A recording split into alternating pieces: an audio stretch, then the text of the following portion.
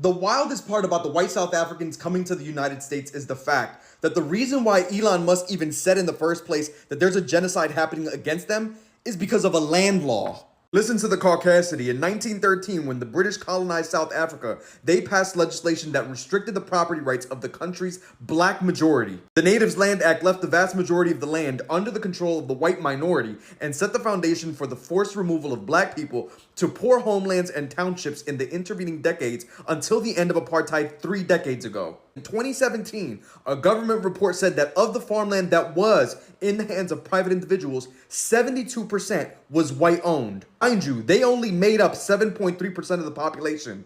So let me get this straight. White people only make up 7.3% of the South African population, and they own 72% of the farmland because of a law that was created in 1913 by British colonizers. And in order to fix this, the South African president just signed into law a land seizure law, which is basically a law similar to the eminent domain laws here in the United States, where the government can take land and use it for the public good. And by public good and public use, think like public transportation or highways. And mind you, the law in black and white says that the land that they're trying to come after to redistribute it includes the property that's not being used, and there's no intention to either develop or make money from it, or when it poses a risk to people. The president's spokesperson said that the law may not expropriate property arbitrarily or for a purpose other than in the public interest. So literally one of 3 things is happening. 1, either Elon Musk doesn't know what a fucking genocide really is. 2, Elon Musk does understand what a genocide is and understands how catastrophic it is for the people experiencing it, so much so that he's now weaponizing it as a term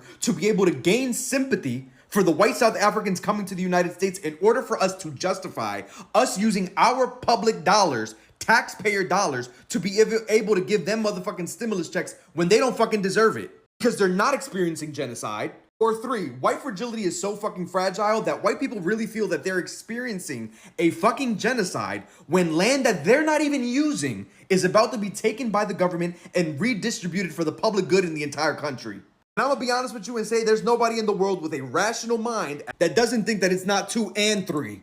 And by the way, Elon, if you really think that eminent domain is genocide threshold worthy, then you should really be loud as fuck on these streets for reparations for black people in the United States. Because eminent domain in the United States was literally used to create highways and interstates that bulldoze black communities in order to separate black communities from white communities. Because between 1949 and 1973, 2,532 projects were carried out in 992 cities that displaced 1 million people, 2/3 of them African American. That made blacks 5 times more likely to be displaced than they should have been, which dramatically widened the wealth gap. So much so that in 2019, the median wealth of black households in the United States was $24,100 compared to a whopping $189,000 for white households. If you're gonna be mad all the motherfucking way.